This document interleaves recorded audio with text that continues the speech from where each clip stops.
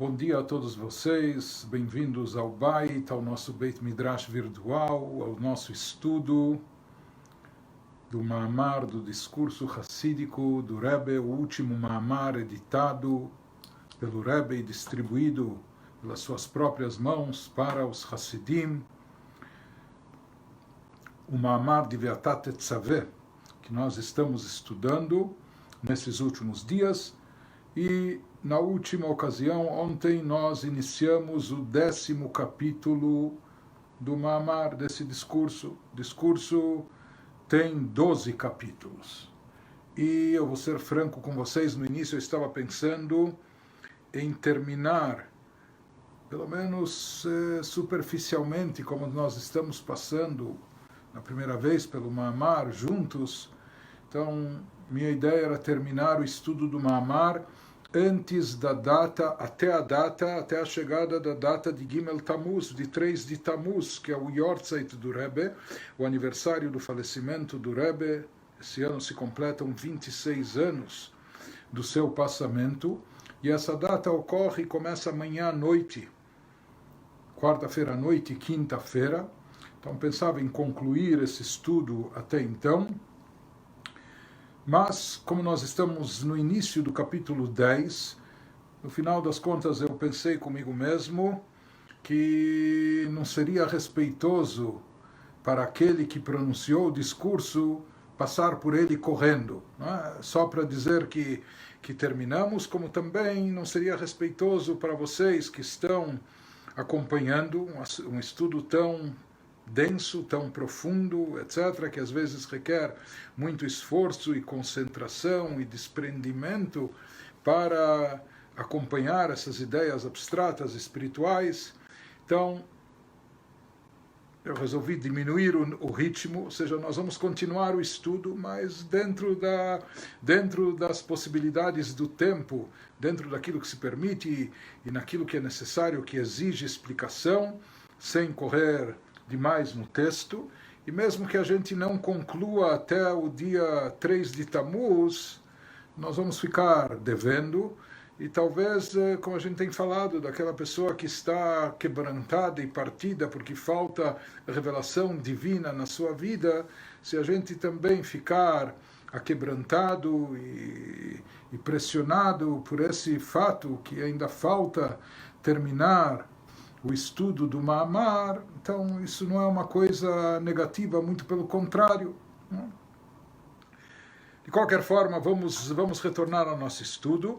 No capítulo 10, nós começamos a elaborar o assunto, ou seja, depois daquilo que nós explicamos, daquilo que nós vimos no capítulo anterior, que existe um tipo de revelação da essência da alma, que não é motivado pelas pressões externas, pela opressão, pela ameaça, aquilo que levou ao auto-sacrifício na geração de Mordecai, em outras gerações mais, na própria geração do Rebbe anterior, sob a ascensão e domínio, ameaça comunista, ateísta, etc.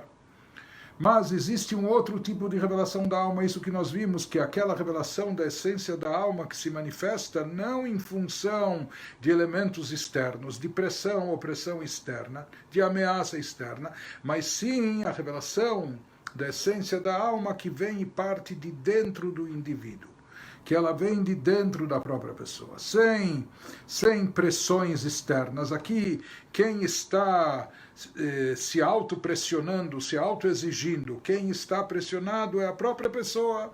A própria pessoa está pressionada com o fato de que lhe falta a revelação divina. Ela está profundamente perturbada, incomodada, que não temos o Beit HaMikdash, que ainda existe o galuto, o exílio, e portanto a Shekhinah, a própria presença divina, por assim dizer, se encontra no exílio, conforme afirmam os nossos sábios. Mashiach ainda não chegou, não houve a redenção, e portanto há uma escassez de luz divina no mundo, e isso deixa a pessoa, por mais que ela se encontre, talvez ela se encontre, ou até de fato ela se encontra, por mais que ela está no galut, ainda no estado de exílio, na diáspora, mas ela está fisicamente segura, confortável, materialmente está coberta, segura, bem de vida, etc. E mais do que isso, até em termos espirituais e judaicos, não lhe falta nada, aparentemente tem acesso a estudo, a conhecimento da Torá, conhecimento profundo, místico, pratica as mitzvot, tem todo o apoio, retaguarda, infraestrutura de instituições, etc. Mas está tudo bom e bonito. Mas pelo fato de Mashiach não ter ainda chegado, pelo fato de não ter ocorrido ainda a redenção, pelo fato de não termos ainda o Beit HaMikdash, o templo sagrado, no seu devido lugar, que isso irradia divindade, luz divina, espiritualidade para o mundo inteiro. Então, em função de tudo isso, ainda falta a revelação divina no mundo, e por mais que a pessoa está tão bem, física e espiritualmente, ela se sente carente, ela se sente aquebrantada, ela está angustiada, ela está pressionada, oprimida pela falta de revelação divina no mundo. Essa é a manifestação mais elevada e mais profunda da essência da alma. Isso que nós vimos, esse tipo... entre aspas, novo, diferente, não é, de manifestação que o nosso Rebbe traz no Maamar, dizendo que existe esse tipo de relação distinta. E, de certa forma, nós podemos dizer que aqui há uma comparação. Se a gente pegar o timing e também tempo e local da recitação dos discursos racídicos do Rebbe anterior, que está sendo analisado, não é? Que nós analisamos vastamente nos capítulos anteriores desse Maamar. Então, o Rebbe anterior pronunciou o seu discurso em Moscou em 1927, a ascensão do comunismo, etc., na capital da União Soviética, etc., não é? Então, lá as circunstâncias eram de pressão, opressão, perseguição e ameaça hostis ao judaísmo, à prática judaica, aos judeus, etc., Então, sob essas condições, se exigiu literalmente dos judeus, para manterem a chama acesa, uma postura, uma atitude de autossacrifício, de Messirut Nefesh. E, de fato, haviam judeus, principalmente discípulos Hassidim, seguidores do Rebbe anterior, inclusive com um grupo desses seguidores, antes de ser forçado a deixar a União Soviética, o Rebbe anterior, ele estabeleceu um pacto, que até a última gota de sangue acontecesse o que acontecer, iam manter a chama acesa do judaísmo na União Soviética, e assim esses discípulos procederam. Muitos dos Hassidim acabaram sendo exilados, foram para o exílio, foram parar na Sibéria, às vezes permaneceram lá anos ou décadas até, outros até sacrificaram as próprias vidas de fato, faleceram, morreram, foram torturados, morreram precocemente, etc. Então, mas a chama permaneceu. Então, em outras palavras, naquela geração se manifestou e se revelou a essência da alma através do quê? Através do autossacrifício, através da disposição de anulação total a ponto de ir até o martírio. E isso foi estimulado pelo líder espiritual da geração, pelo pastor de fé que alimentava a fé, interiorizava a fé dos Yehudim naquela geração, o Rebbe anterior. Já o nosso Rebbe, ele pronunciou esse discurso nos anos 80 do século XX, distribuiu no início dos anos 90 do século XX. Em Nova York, nos Estados Unidos da América, onde as condições eram completamente distintas. Lá, graças a Deus, há um regime democrático, há liberdade de culto para todas as religiões. Os judeus puderam e sempre cumpriram o judaísmo abertamente, sem problemas, etc. Pelo contrário, até há apoio oficial, até em termos de verbas e recursos para instituições, sinagogas, escolas judaicas também, como de outras denominações. Em outras palavras, aqui não há nenhuma proibição, restrição. Pelo contrário, é permitido o culto, e mais do que isso, ele até é incentivado a liberdade religiosa, liberdade de culto, num lugar democrático, aberto, etc. Então, a situação na qual o nosso Rebbe, que também era e atuava e atua como líder espiritual da geração, o pastor de fé, aquele que alimenta a nossa fé que nos ajuda a internalizar essa fé, tornando ela atuante, impactante na nossa vida, no nosso dia a dia, nas nossas decisões e nas nossas ações.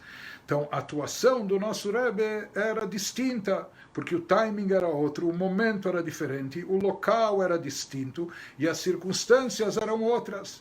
Mas não é por isso, não é pelo fato que essa geração não precisa, não necessita recorrer ao autossacrifício no sentido literal, não é? Ir até o martírio, pelo contrário, não está mais presente o ambiente hostil de perseguições, pelo contrário, há liberdade e há abertura, mas mesmo assim é possível, diz o Rebbe, trazer à tona, revelar a essência da alma também nessas circunstâncias. Isso foi o trabalho do Rebbe durante todas essas décadas, de estimular a revelação da essência da alma. Através do quê? Não através da pressão e ameaça externa, mas através da conscientização de cada indivíduo, ou seja, que nós nos conscientizássemos e nós sentíssemos, captássemos, percebêssemos espiritualidade. Então o Rebbe nos deu um pouco ou muito disso para que a gente, uma amostra, para que a gente pudesse interiorizar e sentir e querer e desejar muito mais, almejar muito mais, e de não nos acomodarmos e não estarmos satisfeitos ou tranquilos na galut, na diáspora, no exílio, mesmo que a gente esteja fisicamente garantido, materialmente assegurado, até espiritualmente livre, aberto e estimulado, mas com tudo isso que a gente não se acomodasse com essa situação, que a gente almejasse a vinda de Mashiach, a redenção, que houvesse que esse desejo de maior revelação divina no mundo. Então, no capítulo 10, o Rebbe nos explica, começou a nos explicar que a essência da alma, a chamada luminária, a fonte da luz, que se revela através desse sentimento aquebrantado que Yehudim tem, simplesmente pelo fato de ainda estarmos na galut, mesmo sem opressões, sem perseguições, mas simplesmente pela ausência da revelação divina, pela ausência do Beit HaMikdash, pela ausência de Mashiach, etc. O Rebbe começou nos afirmando que isso é mais elevado do que a essência, do que o nível da essência da alma que se manifesta e se revela através da atitude de autossacrifício. A atitude de autossacrifício é algo não só nobre e digno e etc., mas é algo sublime, algo elevadíssimo. Isso traz à tona a essência da alma. Mas o Rebbe afirma que a essência da alma que se manifesta pelo Yehudi estar aquebrantado, partido pela ausência de revelação divina, ainda é mais elevada do que a revelação da essência da alma a partir do autossacrifício. E o Rebbe começou elaborando isso, comparando ainda as gerações anteriores, não é? Confrontando a geração da entrega da Torá com a geração de Mordecai. E o Rebbe disse, na geração da entrega da Torá, nós tivemos muitas revelações divinas, milagres, maravilhas, proezas sobrenaturais, etc.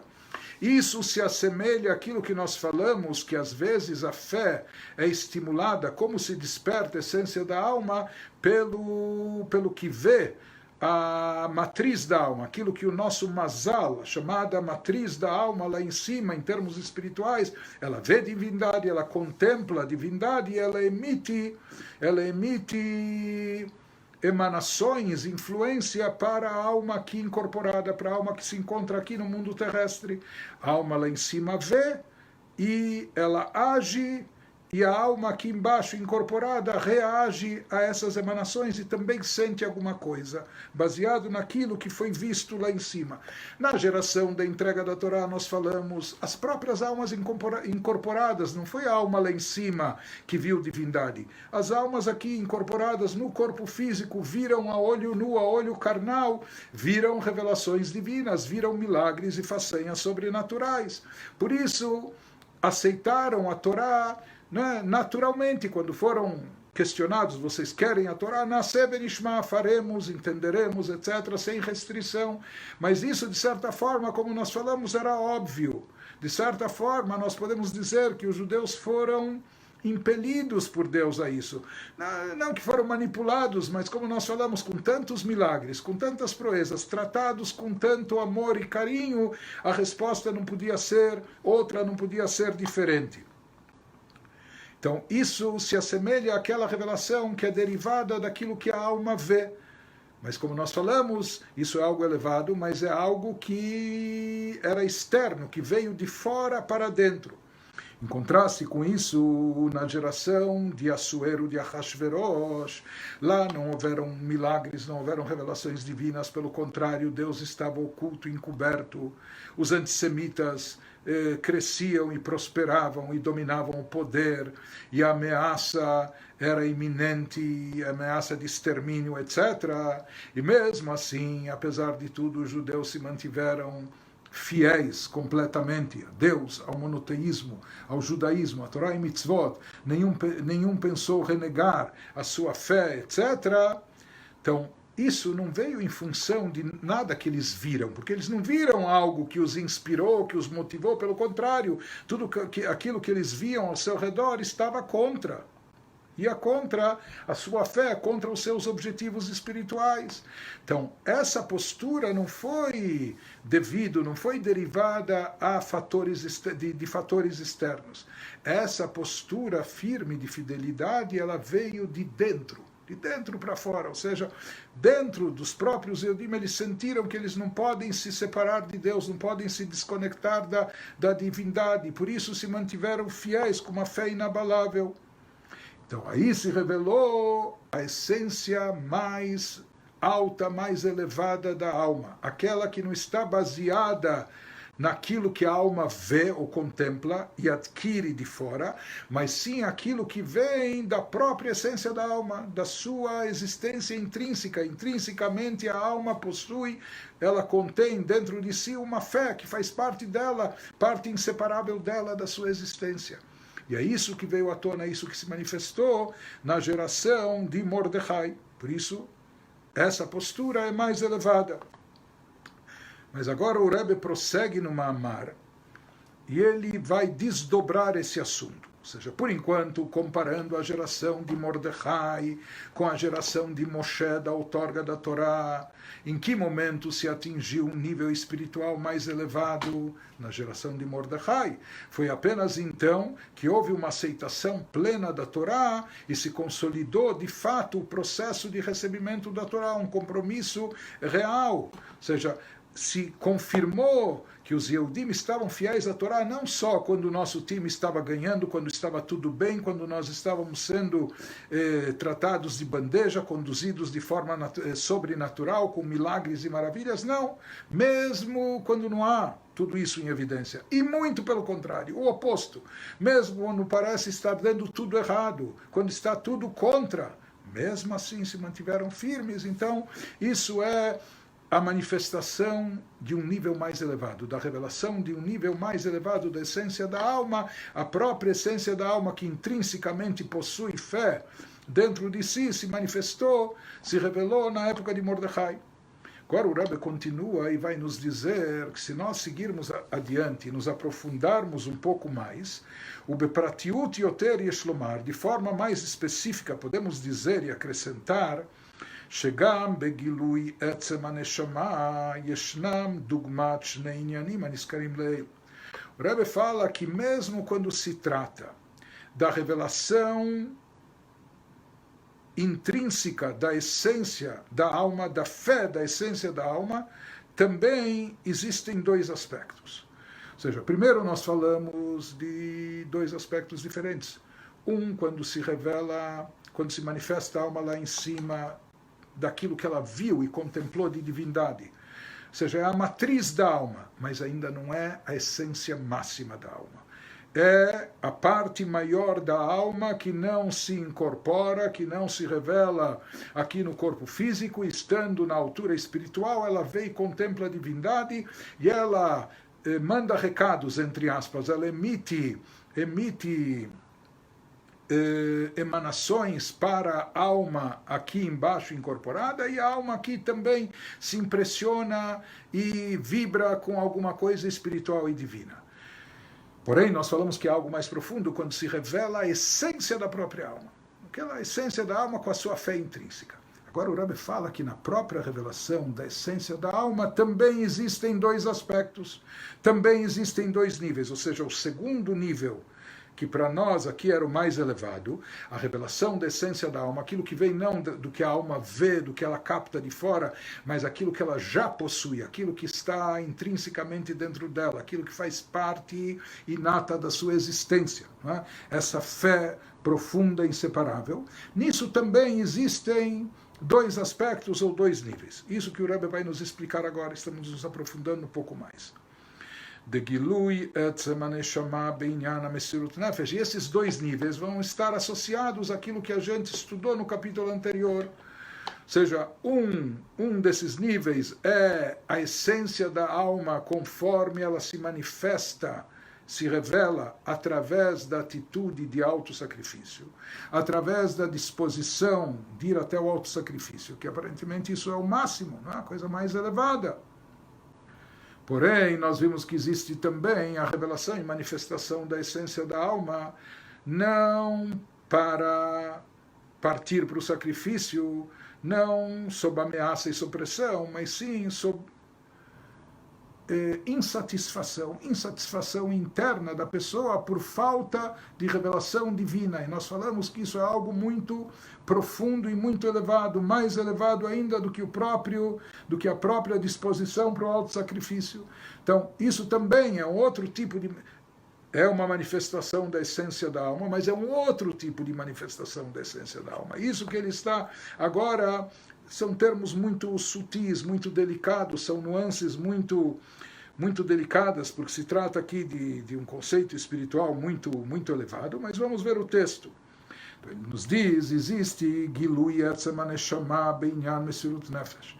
Existe a revelação da essência da alma, conforme ela se revela através da disposição para o autossacrifício. Porém, analisando isso mais a fundo, nos diz o Rebbe no Mamar, Yesh Lomar, podemos dizer, Shebenogei alekochot agluim, em relação aos poderes revelados da alma, ukmo davar nosav. Isso seria como algo adicional, como um adendo, como algo a mais. Não a própria coisa, mas sim como algo a mais. Ou seja, nós temos os chamados poderes da alma. Conforme a alma atua aqui incorporada. Por exemplo, nós temos 3 poderes intelectuais. Assim é descrito na Hassidut, na Kabbalah. Nós temos 7 poderes emocionais. Além dos poderes intelectuais e emocionais, nós temos outros poderes. Nós temos a força da vontade. A vontade também é um dos poderes da alma, não é? Vontade, paixão, desejo. Nós temos um outro poder, uma outra manifestação, que é o prazer. O prazer que a pessoa tem também é uma manifestação da alma, ligada com a alma. Quando nós tratamos da alma divina, todos esses poderes estão investidos em coisas sagradas. O intelecto, por exemplo, no estudo da Torá, os sentimentos, as emoções, desenvolvendo amor a Deus, temor a Deus, amor ao próximo, sentimentos positivos, etc. Né? Mesma coisa também, vontade e desejo de fazer o bem, de praticar o bem, de ajudar o outro, de cumprir mitzvot, e prazer e deleite por coisas espirituais, e assim por diante. Então, esses são chamados poderes revelados da alma. Porém, esses poderes, eles só tomam corpo, eles só se manifestam quando a alma está aqui mais incorporada, ou seja, ou quando a alma já está numa dimensão tal, quando a alma já passa a ser considerada aqui uma unidade composta. É uma unidade, mas composta de intelecto, de emoções, de vontade, de prazer. Então, esse não é o nível original da alma. Porque a alma, na sua essência, ela ainda não tem essas subdivisões. Não existe na alma, olha, essa camada aqui é relativa ao prazer. Essa parte da alma aqui está relacionada com vontade. Ou essa parte da alma tem a ver com o intelecto e a outra parte da alma... A alma, na sua essência, é uma essência espiritual e ainda indivisível, não é? Uma essência simples, indivisível, não composta, não é? Então, os poderes da alma, as manifestações da alma, as formas de atuação da alma são uma coisa, ou seja, isso seria a alma conforme está incorporada aqui no mundo físico, no nosso campo material, a alma revestida no corpo. Então, daí, através dessas manifestações, a gente diria que a alma atua. Nós vamos ver o que a alma faz e realiza, não é? O que ela está interiorizando no seu intelecto, não é? Que vai se refletir nos seus pensamentos, etc. O que ela está sentindo nas suas emoções, que vai acabar se refletindo também nos seus atos, nas ações posteriores. Então, tudo isso vai ter a ver com como a alma se manifesta e o que ela faz. Mas isso ainda não é a essência da alma. A essência da alma é algo mais elevado. É algo ainda indivisível, que não está dividido em vontade ou prazer, em intelecto ou emoções. Aqui se fala em essência da alma. Que o Rebbe nos diz que a essência da alma que se revela e se manifesta na hora do martírio, na atitude assumida de autossacrifício, nessa disposição que estamos prontos para o que der e vier, o tempo que for necessário, e nem se isso envolver sacrifício da nossa vontade e dos nossos interesses, ou mais do que isso, nem que isso coloque em risco a própria integridade física, mesmo que isso possa comprometer a própria vida. Isso significa uma atitude de autossacrifício, que é uma coisa sublime, como falamos, não é? Algo muito nobre, digno, especial.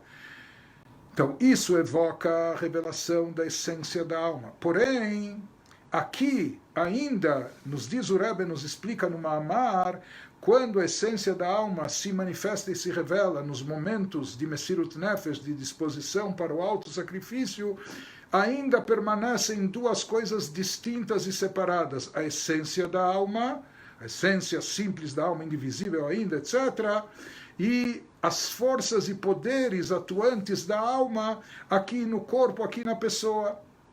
Então, de certa forma, quando a gente diz que se manifesta e se revela aqui a essência da alma, isso seria como uma revelação externa.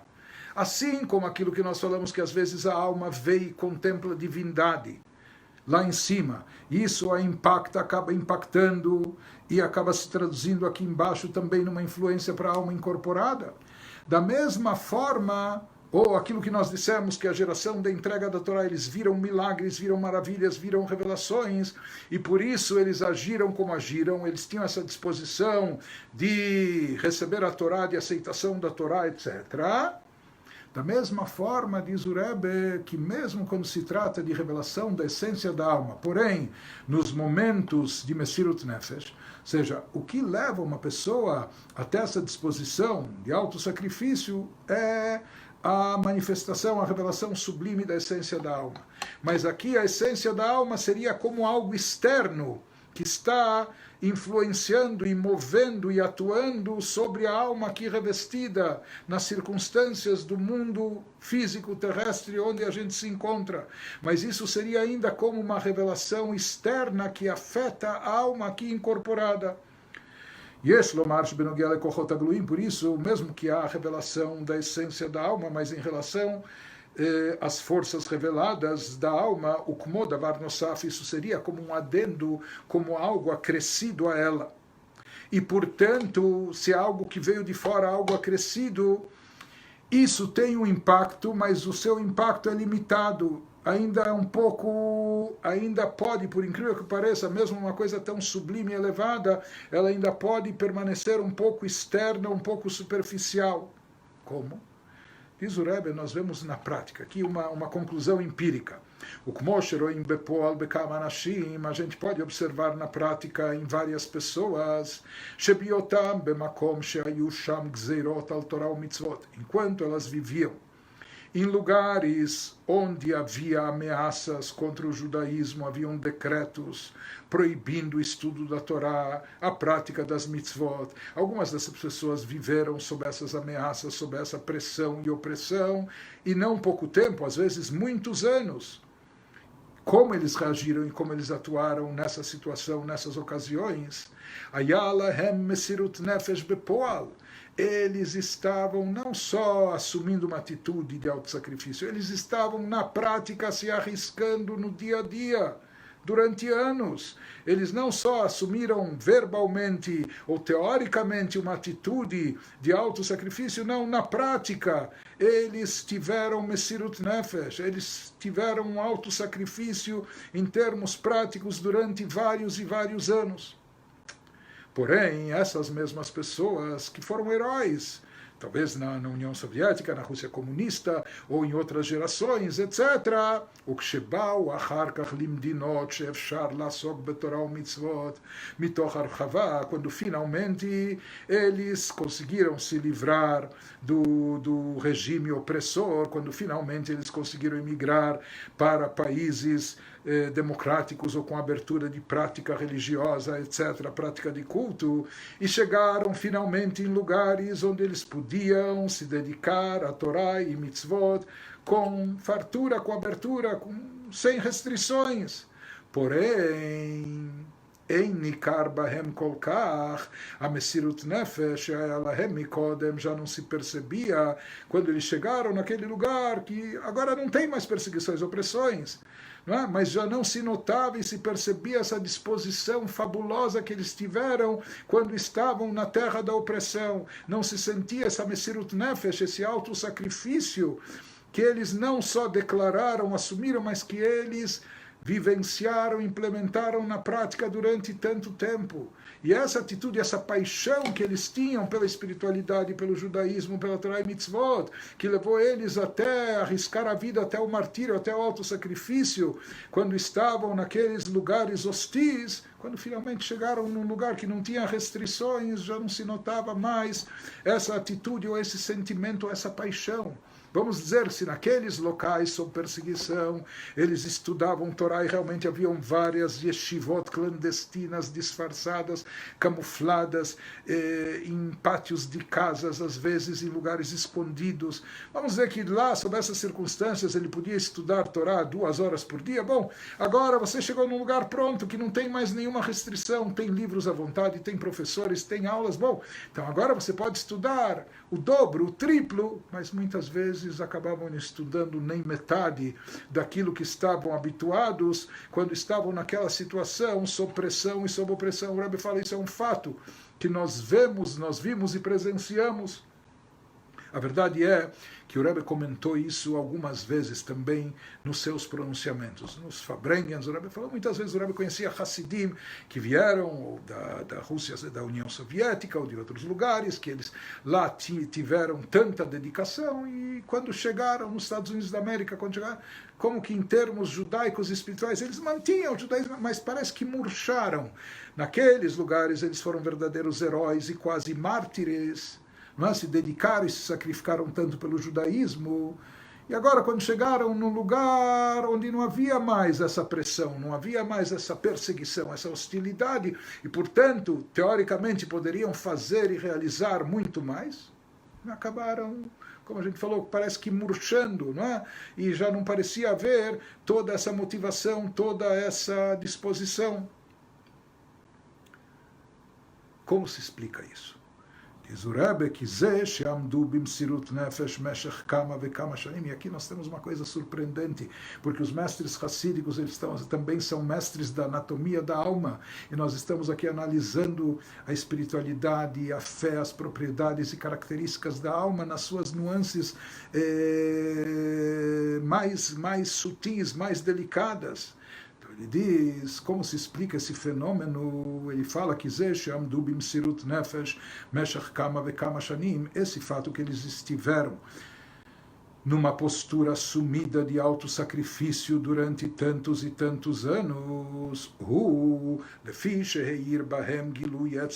porque estava de fato presente neles, estava brilhando, iluminando neles a revelação da essência da alma, Shelemala mikochot agluim, aquela essência, aquela revelação da essência da alma transcendental que está acima das manifestações e poderes da alma aqui incorporada. Mas como a gente falou, como se fossem duas entidades distintas. Isso não trouxe, não provocou uma mudança essencial nas forças reveladas da alma per si. Um grande mashpia, um grande mentor espiritual, ele associou isso, ele trouxe um relato contado pelo Rebbe anterior. Certa vez o Rebbe anterior contou que houve uma situação numa cidade onde havia um incêndio, e uma pessoa que estava presa na casa, no lugar que estava pegando fogo, ele não podia sair nem pela porta nem pela janela, etc. Então, em desespero para salvar a sua vida, ele encontrou uma pequena passagem, como se fosse uma tubulação ou coisa assim, e ele forçou e entrou por lá, e assim se afastou do fogo, e dessa forma ele conseguiu sobreviver. Ele não morreu queimado, conseguiu sobreviver. Só que depois que o fogo foi apagado, então ele teve que gritar, pedir socorro daquele lugar que ele entrou, porque lá ele entrou, e dessa forma ele se salvou, mas de lá ele não conseguia sair. Aquilo era tão estreito, aquele lugar, aquela tubulação, ou por onde ele entrou era tão pequeno, era tão estreito, tão apertado, que ele não conseguia sair. Tiveram que chamar ajuda, socorro, que cortassem, partissem, abrissem aquilo, alargassem para que ele conseguisse sair. Então, diz o Rebbe anterior, ele explica, espera aí, se ele não conseguia sair, então como que ele entrou? E se ele entrou, se ele conseguiu entrar, por que ele não consegue sair? Então, o Rebbe anterior explica, sabe o que aconteceu aqui? Quando a pessoa estava em desespero, quando a pessoa estava acuada, quando a pessoa estava sendo pressionada para salvar a sua vida, simplesmente o corpo dele encolheu. Ele conseguiu fazer o corpo dele encolher. E ele entrou, conseguiu passar por essa tubulação para salvar a sua vida, e de fato assim ele conseguiu se manter vivo. Quando terminou a ameaça, quando passou o momento de perigo, quando o incêndio já foi debelado, já foi apagado, e ele tinha que sair de lá, não conseguia sair. Sob pressão, sob ameaça, ele conseguiu entrar, ou seja, ele conseguiu transformar até o próprio corpo físico. Ele conseguiu encolher, sair. Quando já passou a ameaça, ele não conseguia. Então, dava-se isso como exemplo para dizer, nós sabemos, existem pessoas, e às vezes muitos de nós, que nós somos movidos só a adrenalina, só quando nós estamos sob pressão, só quando nós estamos sob ultimato. Daí nós rendemos, nós produzimos. Mas, bom, vamos fazer as coisas com mais tempo, com mais prazo, ou mais tranquilamente. Daí, existem muitas pessoas que só reagem à ameaça, ao ultimato, à pressão, à cobrança.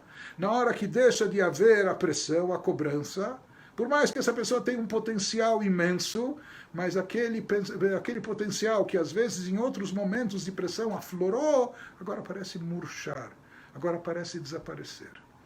Então o Rebbe nos diz, aqui ele está explicando no Mamar, ele nos fala por que acontecia esse fenômeno com essas pessoas, ou seja, essas pessoas nos anos que viveram sob pressão, opressão, perseguição, ameaça, de fato, não só que assumiram atitude, mas partiram para o martírio, estavam com a disposição de autossacrifício, uma coisa nobre, digna, elevadíssima. Por que não conseguiram manter isso? Porque se fala, durante esses momentos de ameaça, veio à tona, se revelou a essência da alma. Mas a essência da alma de forma desvinculada dos poderes da alma. Os poderes da alma, ou seja, a essência da alma como que incorporou, não é? Baixou sobre a pessoa naqueles momentos, talvez durante anos, não foi num espasmo, num momento específico apenas. Talvez durante anos, com constância e regularidade, ela atuou e atuou com autossacrifício. Por quê? Porque estava presente dentro dela, revelada a essência da alma. Porém, essa essência da alma não estava vinculada aos poderes da sua alma, portanto, isso não impactou de forma essencial e definitiva o seu intelecto, ou não penetrou nas suas emoções. Ele não ficou imbuído na sua vontade disso, isso não cativou sua paixão, ou isso não moldou o seu prazer, etc. A pessoa estava com gestos sublimes durante tanto tempo, durante muitos anos, mas é como se fossem duas coisas separadas. Enquanto a essência da sua alma estava revelada, manifesta, ele agia assim, talvez ele nem tinha muito tempo de pensar.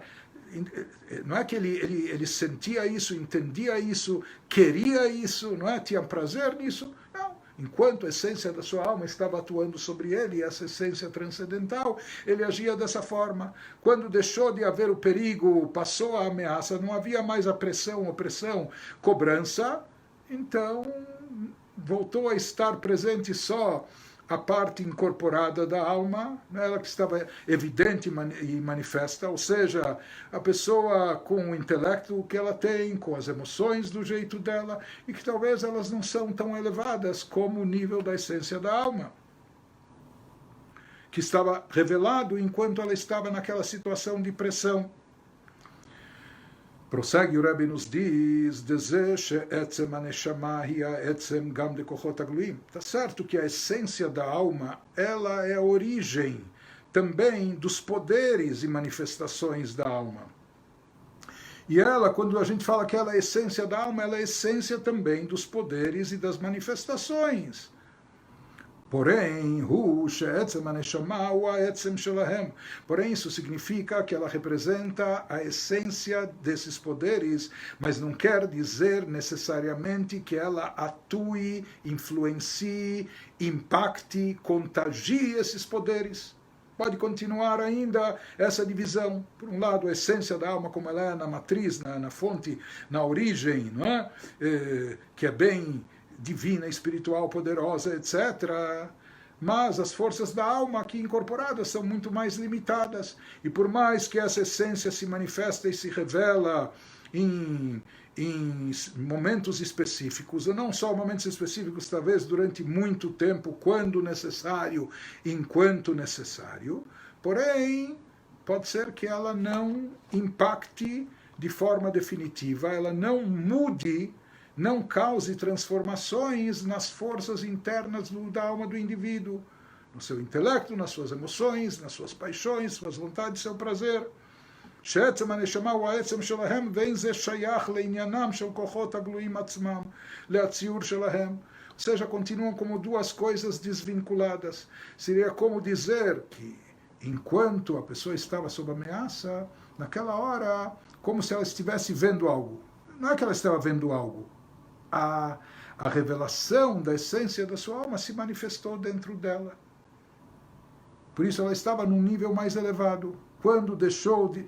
Mas essa revelação talvez até foi contínua, durou muito tempo, mas não mudou a pessoa, não transformou a pessoa em termos espirituais, não elevou a pessoa para um nível tão alto, próximo da essência da alma. A pessoa, nos poderes, nas manifestações da sua alma, seja no seu intelecto, nas suas emoções, nas suas vontades, no seu prazer, continua sendo... Por incrível que pareça, continuou sendo como era. Quando deixou de haver ameaça, ela voltou ao normal. Simplesmente isso. Enquanto que, em contrapartida, nos diz o Rebbe, aquela revelação e manifestação da essência da alma que não vem por fatores externos, não vem por cobrança, por opressão, por ameaça externa. Não vem de fora, mas sim vem de dentro do indivíduo. Quando o indivíduo se aprofunda tanto, ele mesmo pensa, ele mesmo sente, ele mesmo cultiva a vontade e o desejo, ele percebe o prazer na proximidade de Deus, de divindade, etc. E por isso ele quer revelação divina. Isso não veio de fora, isso não veio nem amarra, não foi por pressões, cobranças, nem por influência externa. Ele simplesmente trouxe à tona, conseguiu revelar o que há de melhor dentro de si, ou seja, ele trouxe à tona a essência da sua alma. Mas diz o Rebbe que aqui ele conseguiu atingir a essência da sua alma num nível mais elevado que aquele do autossacrifício. Aqui ele atingiu a essência da sua alma conforme está ligada com a essência de Deus. A essência da alma, como ela está incorporada dentro da divindade, como os raios do sol quando estão ainda dentro do sol, etc. Portanto, a revelação da essência da alma.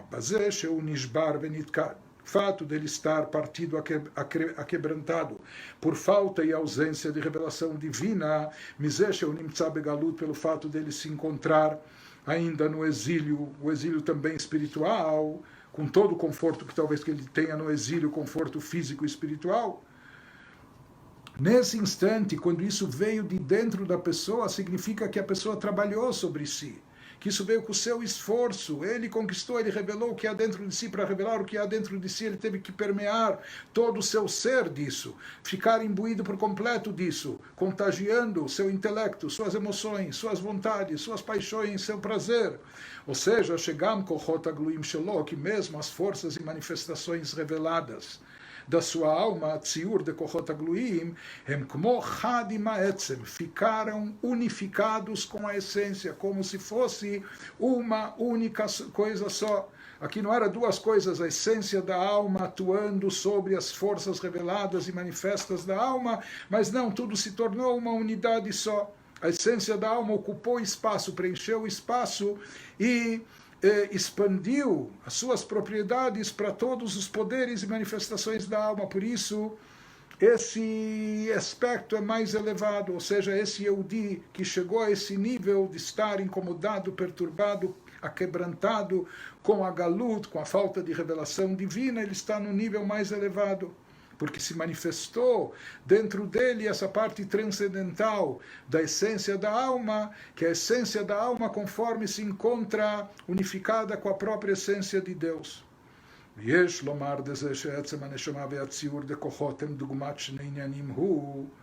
Então, no primeiro caso que a gente fala que a essência da alma e os poderes de atuação da alma são como dois assuntos, dois aspectos distintos e separados.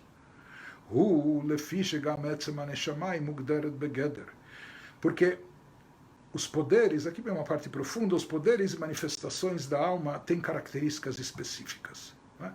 Intelecto é intelecto. Intelecto pode ser frio e calculista, não é emoções. Emoções e sentimentos são vibração, entusiasmo, etc. É diferente do intelecto. Cada um tem suas características próprias. Vontade tem a sua razão de ser, prazer já é outra coisa. Isso significa definições e especificações. Né? Quando nós tratamos da essência da alma, a essência da alma é mais elevada, então ela não é, como a gente falou, não é uma unidade composta, não sofre definições, porque definições são limitações, é isso e não é aquilo.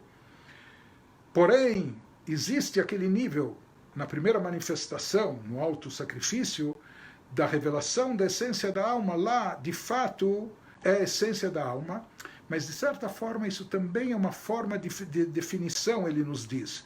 Ou seja, a definição dessa essência da alma é que ele ainda não é definível. Ela ainda é simples. Ou seja, ela está acima de definição, mas esse próprio fato já caracteriza ela de um certo modo e já coloca ela num patamar que sofre algum tipo de definição. Nem que a definição dela seja ser uma unidade simples e não composta, seja não ter ainda as características dos poderes da alma.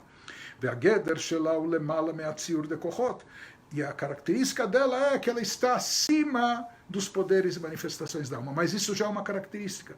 Portanto, já é uma definição. Portanto, já é até uma limitação. Então, isso indica um nível da essência da alma que é mais limitado. Porém, quando nós falamos da revelação da essência da alma, no segundo caso, que se manifesta no Yehudi que está insatisfeito com a situação da galut, com a falta de revelação divina, que essa revelação da essência da alma que ele obtém, a essência da alma conforme está embutida, enraizada na própria essência divina,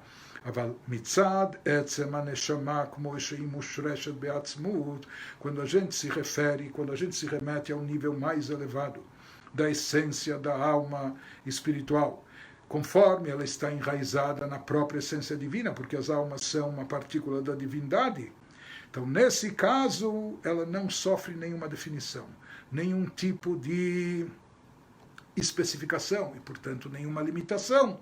A pshitut de Aneshama, lá o que está evidenciado é a simplicidade da alma. A simplicidade, ou seja, que ela não está sujeita a nenhum tipo de definição específica que possa limitar. Então, a simplicidade da alma, ve'atziur de akochot shela hem kulochad. Por isso, quando se manifesta essa faceta da alma que é a mais elevada, ela, por assim dizer, toma conta, ela abrange, ela envolve a alma em toda a sua existência, com todos os seus segmentos, com todas as suas partes, com todos os seus poderes e todas as suas manifestações, se tornando uma coisa só. Portanto, nesse caso, a simpleza, a simplicidade da alma, conforme está enraizada na essência divina, isso e os poderes específicos da alma se tornam uma coisa só, ou seja, que a pessoa aqui, mesmo estando incorporada, mesmo com a alma presente no corpo físico, com vontades, com prazeres, com pensamentos intelectuais, com sentimentos emocionais, etc., mas a pessoa se encontra num ponto tal que ela está unificada com a essência da alma, ou seja, se manifestou a essência da alma num nível tão elevado que ela está completamente anulada e unificada com isso, e portanto ela chega a esse nível tão elevado que nós explicamos. Al-Pizei Eshlomar conclui esse capítulo, Rebbe, dizendo: de Bechinat Maor de Aneshama, então existem dois tipos de luminárias. Na verdade, nós explicamos que na atitude de autossacrifício se manifesta a essência da alma, a fonte da luz, a luminária, não é? E aqui, na insatisfação e inconformidade com a galut, com o exílio, a diáspora, com a falta de Beit HaMikdash, falta de revelação divina, também se manifesta a essência divina, a fonte da luz, a luminária. Mas são dois níveis diferentes. Isso nos conclui o Rebbe dizendo, baseado na explicação que a gente ofereceu acima, pode-se falar que de Bechinat HaMaor de Aneshama, Shemitgalet al-Yedei Mesirut Nefesh, a luminária, a fonte da luz, a essência da alma que se revela através da postura, da atitude de autossacrifício que é nobre e sublime, porém, isso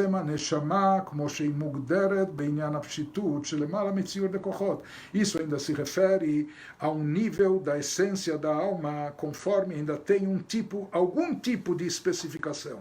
Ou seja, a especificação dela é que ela está acima das especificações detalhadas da alma revestida do intelecto, das emoções, etc. Ela tem uma simplicidade que está acima dessas especificações, dessas definições limitativas da alma incorporada, porém, isso por si só também ainda é um nível que suscetível, sofre algum tipo de definição.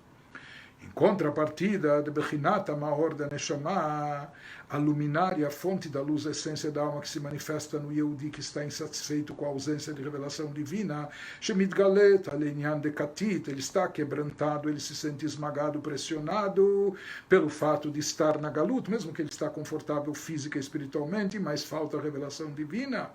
O Gilui Etzem HaNeshama Kmo Shei Mushreshet Ve'atzmut. Nessa postura, nessa atitude, nesse momento, o Yehudi atinge, ele revela dentro de si, faz se manifestar o nível mais sublime, mais elevado da essência da alma, a essência da alma conforme ela se encontra enraizada, embutida na própria essência divina, que não existe nível maior do que isso, do que esse. E é isso que se revela, se manifesta nessa pessoa, nesse Yehudi que está inconformado, insatisfeito, angustiado, aquebrantado com a situação da Galut, com a ausência e falta de revelação divina. Com isso nós terminamos o capítulo 10, nos faltam o capítulo 11 e 12, que nós vamos ficar devendo para próximas ocasiões. A verdade é que, por enquanto, nesses próximos dias eu não vou poder dar a sequência aos estudos diários.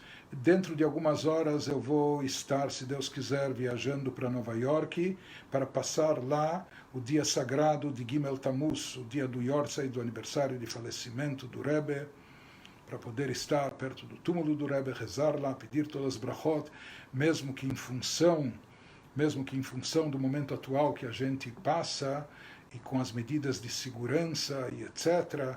Então esse ano vai ser diferente de tudo que já houve nos 25 anos atrás, além da distância de 2 metros entre as pessoas, e além das máscaras, e além de todos os cuidados, etc., para a saúde, e também seguindo as orientações das autoridades sanitárias locais, etc. Além disso, pelas milhares e milhares, dezenas de milhares de pessoas. Esse ano, talvez com restrição daqueles que podem, ou países que não podem viajar, etc. Talvez haja um número menor, mas mesmo assim vão ser muitas milhares de pessoas que estarão lá, portanto as pessoas só vão poder passar pelo túmulo do Rebbe, circundar, caminhando, e durante esses segundos, poucos segundos que vai se estar lá, em anos comuns, às vezes se permanecia 3 horas na fila para poder entrar ou estar perto do túmulo do Rebbe por 2, 3 minutos, e lá eventualmente ler o Pidyon Nefesh, ler uma carta com os nomes de familiares, etc., pedindo bênçãos. Hoje, nesse ano, só vai se poder circundar caminhando e durante a caminhada depositar perto do túmulo do Rebbe, eventualmente o bilhete, a carta com nomes e pedidos de bênçãos, enfim, mas para poder estar, para poder ter esse mérito especial de nesse dia sagrado, poder estar nesse lugar especial perto do túmulo do Rebbe, então estaremos lá viajando, por isso nos próximos dias não poderemos prosseguir ainda com esse estudo, mas como nós falamos, nós ficamos devendo a conclusão do estudo desse mamar, desses 2 últimos capítulos que restaram. E o que eu queria sugerir para vocês, aproveitando essa data tão especial, conforme explicado nos livros místicos, que no dia do Yortzeit de um Tzadik, a sua alma tem uma ascensão, uma elevação maior a cada ano que passa. Então essa data é uma data que tem uma influência não só sobre a alma do Tzadik, mas se tratando não só de um líder espiritual da geração, mas de uma alma matriz. Então isso acaba repercutindo e influenciando para todos nós, não só espiritualmente, mas também fisicamente e materialmente. Assim explicado no Zohar, assim se explica no Tânia, na 4ª parte, capítulo 27, etc., conforme é conhecido. Então, o que eu queria dizer para vocês, aproveitem essa data, aproveitem preenchendo com conteúdo a partir de amanhã à noite, quarta-feira à noite e na quinta-feira, o dia sagrado de 3 de Tammuz. Eu espero que o pessoal da nossa comunicação coloque no ar um link de acesso para aqueles que quiserem mandar uma carta via e-mail, etc., para o OEL, para ser depositado no túmulo do Rebbe nessa data, com pedidos de brachá, enumerando o nome das pessoas queridas ou familiares, então para que possam fazê-lo.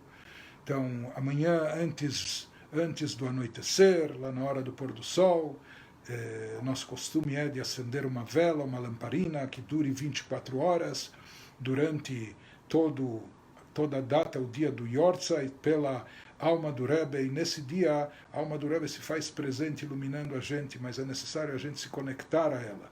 Então, uma das práticas nesse dia simplesmente consiste em estudar ensinamentos do Tzadik, ensinamentos do Rebbe.